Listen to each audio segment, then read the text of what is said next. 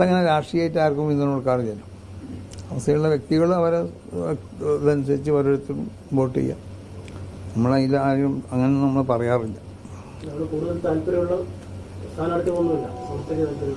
അല്ല, അതൊന്നും ഇപ്പം അത്ര ചിക്കി കുത്തി ചോദിക്കാൻ സംഗതിയല്ലല്ലോ. അത് സ്വകാര്യമായിട്ടുള്ള വോട്ട് ചെയ്യാന്നൊക്കെ പറഞ്ഞാൽ സ്വകാര്യമായിട്ടല്ലേ. നമ്മൾ 4 ആളെ കുട്ടികളും വോട്ട് ചെയ്യില്ലല്ലോ.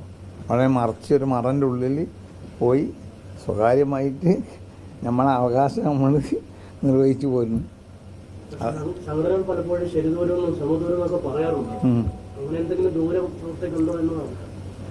നമ്മളിപ്പോൾ ഒരു ദൂരത്തുമില്ല. നിലമ്പൂർക്ക് നമ്മൾ തമ്മിൽ കുറേ ദൂരമുണ്ട്. ഇപ്പോൾ ആ ദൂരമുള്ളൂ. പിന്നെ ഞാൻ നിലമ്പൂരെ വോട്ടറോ പിന്നെ വോട്ടർ പട്ടിക പേരിലുള്ള ആളൊന്നുമല്ലല്ലോ. എൻ്റെ മണ്ഡലം വേറെയാണ്. അപ്പോൾ അതവിടെ 2 ശക്തമായ മുന്നണികൾ തമ്മിലുള്ള പോരാട്ടമാണ്. അത്ര പേരെ പറ്റി പറയുള്ളൂ.